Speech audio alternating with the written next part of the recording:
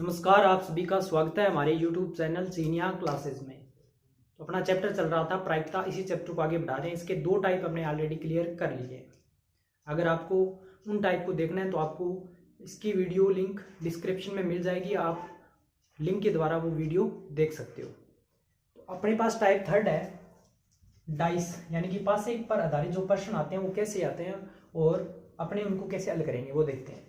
तो पासे पर दो प्रकार से क्वेश्चन आते हैं। दो कैसे? पासे को जब एक बार उछालने पर कुल परिणाम अपने को पता होना चाहिए कि पासे को जब एक बार उछालेंगे तो कुल परिणाम कितना आएंगे। तो सबसे पहले अपने को पता होना चाहिए कि पासा होता क्या है।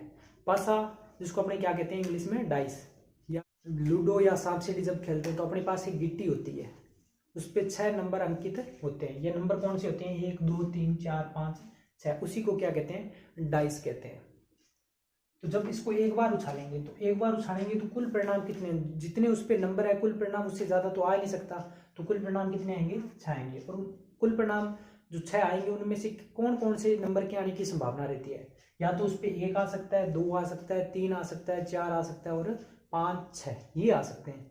क्या 7 आ सकता है? 7 नहीं आ सकता। क्यों नहीं आ सकता? क्योंकि 7 पे तो 7 नंबर इस पे होता ही नहीं है, तो कहाँ से आएगा? तो ये नंबर रहते हैं इसके अनुकूल परिणाम होने की संभावना के अंतर्गत। कुल परिणाम आपको ध्यान रखा है कि पासा जब एक बार उछाला जाता है तो कुल परिणाम हमेशा 6 रहते हैं। फिर दूसरी कंडीशन ये रहती है कि पासे को जब 2 बार उछालेंगे तो कुल परिणाम कितने रहेंगे। तो कुल परिणाम आपको मैं फाइंड करना बताता हूँ, अगर याद नहीं रहता तो आप निकाल भी सकते हो। जैसे कि कुल परिणाम रहते हैं 6। अब एक बार उछालेंगे तो 6 की पावर 1 कर दो, तो 6 की पावर 1 करेंगे तो कितना आएगा? 6। इसी प्रकार जब पासे को 2 बार उछालेंगे तो कुल परिणाम 6, और 2 बार उछाल रहे हैं तो 6 की पावर कितनी कर दो? 2 कर दो, तो कुल परिणाम कितने हो जाएंगे? 36 हो जाएंगे। अगर आपसे पूछ लिया जाए कि 3 बार उछालने पर तो आप क्या करोगे? 6 की पावर कर दोगे 3, यानी कि 216 इसके कुल परिणाम होते हैं। तो ये आता नहीं है, ये मैंने आपको वैसे ही बताया। आपको बस दो ध्यान रखना है, पासे को एक बार उछालने पर कुल परिणाम 6, 2 बार उछालने पर 36। जैसे अपने सिक्के का किया था, एक बार उछालने पर सिक्के के पृष्ठ कितने होते हैं? 2, तो कुल परिणाम 2। 2 बार उछाला तो 2 की पावर 2 यानी 4, और 3 बार उछाला तो 2 की पावर 3 यानी कि 8 हो गया था। अब ये जो कुल 36 परिणाम है ये कैसे होते हैं, इस पे क्वेश्चन आते हैं हमें, तो मैं बता देता हूँ। देखिए, जब पासे को एक बार उछालेंगे, सॉरी 2 बार उछाल रहे हैं तो 2 संभावना रहती है। हो सकता है पहली बार में 1 1 आ जाए, फिर 1 2 आ जाए, 1 3 आ जाए, 1 4 आ जाए, 1 5 आ जाए, 1 6 आ जाए, 2 1 आ जाए, 2 2 आ जाए, 2 3 आ जाए, 2 4 आ जाए। इस प्रकार से 6 1 6 2 6 3 6 4 6 5 और 6 6 आ सकते हैं। तो ये आप देख सकते हो 6, ये 12 18 24 30 और 36, ये कुल 36 परिणाम है जो पासे को जो 2 बार उछालने पर अपने को प्राप्त होते हैं। तो ये इनके अनुकूल परिणामों की संभावना रहती है। वो अपने से पूछेगा कि पासे को एक बार उछालने पर कैसे भी क्वेश्चन कर सकता है। यहाँ पे वो कैसे पूछ सकता है कि 3 और 4 आने की संभावना। तो 3 और 4 देख सकते हो आप कितनी कंडीशन में आ रहा है, एक यहाँ आ रहा है और एक यहाँ आ रहा है, 2 कंडीशन में आ रहा है। इस प्रकार से कई प्रकार के क्वेश्चन यहाँ से वो कर सकता है। तो ये था इसका बेसिक। अब अपने इस पे देखते हैं क्वेश्चन। 2 बार उछालने पर प्राप्त अंकों का योग। पासे को जब 2 बार उछालेंगे तो पासे पर जो प्राप्त अंकों का योग है इसने दे रखा। फर्स्ट क्वेश्चन अपने पास 12 प्राप्त होने की प्रायिकता, 13 प्राप्त होने की प्रायिकता और 8 प्राप्त होने की प्रायिकता अपने को बतानी है कि इनकी प्रायिकता क्या होगी। तो मैं आपको एक क्वेश्चन बिल्कुल कॉन्सेप्ट के साथ, जैसे एग्जाम में आपको करना है वो बता देता हूँ। और तो देखिए, ये फर्स्ट क्वेश्चन करते हैं। उसने बोला है कि पासे पर प्राप्त अंकों का योग। पासे को कितने बार उछाला जा रहा है? 2 बार। ये आपको ध्यानपूर्वक देखना है। 2 बार उछाला जा रहा है तो आपको मैंने अभी बताया कि कुल परिणाम कितने रहेंगे? 36। तो आप लिखोगे 2 बार उछालने पर कुल परिणाम कितने रहेंगे?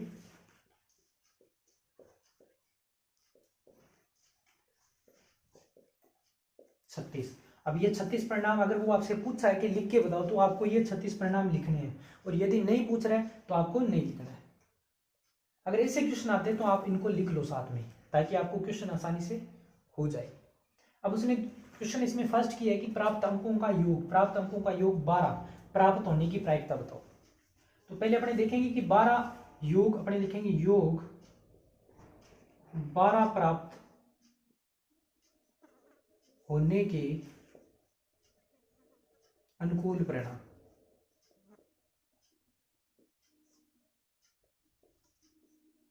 अनुकूल परिणाम यानी कि वो कौन कौन सी कंडीशन है जब अपने को प्राप्त अंकों का योग कितना प्राप्त हो? 12। तो कंडीशन देखेंगे, तो प्राप्त अंकों का योग, योग यानी कि जोड़ पूछ रहा है, तो क्या एक और एक को जोड़ेंगे 12 आ रहा है, नहीं आ रहा है। एक और 2 को जोड़ेंगे 3 आ रहा है, 12 नहीं आ रहा। इसी प्रकार 3 से 4 को जोड़ेंगे 7 आ रहा है। 5 को 5 से जोड़ेंगे 10 आ रहा है, 12 तो फिर भी नहीं आ रहा। 5 को 6 से जोड़ा 11, 6 को 5 से जोड़ा 11, 6 को 6 से जोड़ेंगे तो कितना आएगा 12।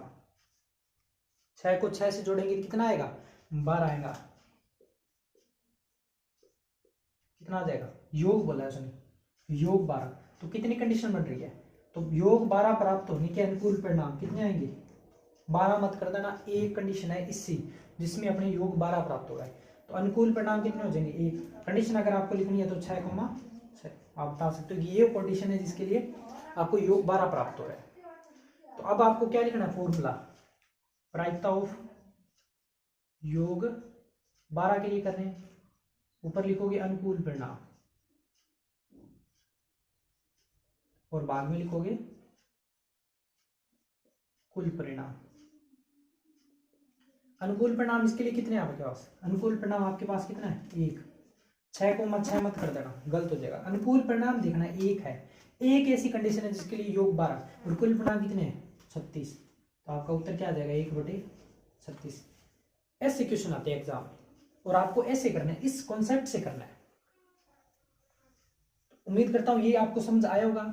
अब देखते हैं, कुल परिणाम तो वो ही रहेंगे 36। अब उसने योग 13 की बात करी है, तो आपको इसमें ढूंढना है कि कौन सी कंडीशन है जिसके लिए योग 13 प्राप्त हो रहा है। क्या कोई कंडीशन है इसमें जिसके लिए योग 13 हो रहा है, तो आप देख लो। मैक्सिमम यहाँ पे मैक्सिमम से मैक्सिमम योग 12 ही होगा, मैक्सिमम 12 से ज्यादा योग हो ही कहीं। कोई भी कंडीशन है जिसके लिए योग 12 से अधिक नहीं होगा, तो 13 की तो बात नहीं आती है। तो आप क्या लिखोगे, योग 13 के अनुकूल परिणाम।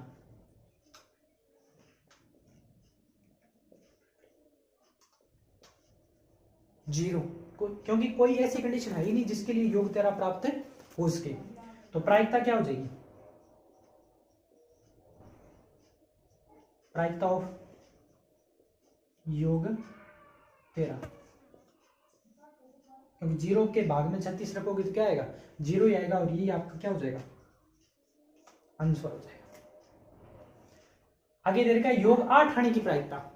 ये क्वेश्चन आपको क्या करना है, होमवर्क के तौर पे आपको खुद को करना है। आप करोगे, इसका आंसर कमेंट में बताओगे। ऐसी कौन कौन सी कंडीशन है जिसके लिए योग 13, तो मैं आपको कंडीशन बता देता हूं, करोगे आप खुद। कंडीशन देखिए क्या ये बनेगी इसमें, एक तो बनेगा 5 और 3, 1 4 और 4 8, 2 3 और 5 और 6 और 2 और 6। और कौन सी कंडीशन है जिसके लिए योग आपको 8 प्राप्त हो रहा है, और कोई देखो कंडीशन, कोई कंडीशन नहीं है। तो देखिए 1 2 3 4 5, तो आप लिखोगे अनुकूल परिणाम जिसका योग कितना हो 8। अनुकूल परिणाम कितने हो जाएंगे 1 2 3 4 5, और कुल परिणाम रहेंगे 36। क्या हो जाएगा 5/36 की प्रायिकता हो जाएगी। तो ये थे आज अपने पास 5 से पे आधारित क्वेश्चन को अपने डिटेल में समझा और इस पे एग्जाम्पल भी किए।